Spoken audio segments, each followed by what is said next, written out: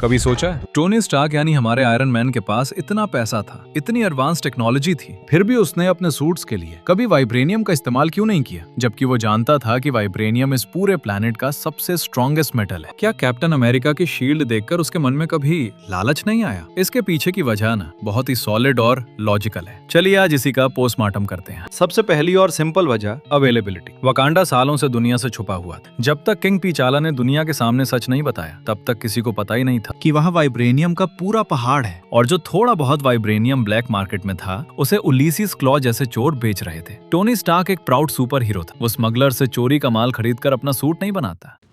ऐसे देखने की जरूरत नहीं है, सिर्फ मुलाकात हुई थी, उससे बेचा कुछ नहीं था मैंने। अब आते हैं असली साइंस पर। वाइब्रेनियम की सबसे बड़ी खासियत क्या है? वो काइनेटिक एनर्जी को एब्जॉर्ब कर लेता है, यानी शॉक को सोख लेता है। ब्लैक पैंथर के लिए ये बेस्ट है क्योंकि उसे क्लोज कॉम्बैट करनी होती है। लेकिन टोनी स्टार्क का स्टाइल अलग था। उसका सूट सिर्फ एक कवच नहीं था, वो एक उड़ता हुआ कंप्यूटर और वेपनरी हब था। टोनी को ऐसा मेटल चाहिए था जो एनर्जी को सिर्फ सोखे नहीं बल्कि रीडायरेक्ट और रीचैनल कर सके, जैसे थॉर की बिजली को एब्सॉर्ब करके वापस रिपल्सर बीम बनाकर मारना। इन्फिनिटी वॉर तक आते आते टोनी ने नैनो टेक्नोलॉजी मास्टर कर ली थी। उसका मार्क 50 और mark 85 suits gold titanium alloy के नैनो पार्टिकल से बने थे। ये नैनो पार्टिकल्स इतने फ्लेक्सिबल थे कि टोनी लड़ाई के बीच में ही नए हथियार, शील्ड या थ्रस्टर्स तुरंत रीशेप कर सकता था। वाइब्रेनियम को इस तरह से नैनो लेवल पर रीशेप और मोल्ड करना, वो भी बिना वकांडन लैब के, लगभग इम्पॉसिबल था।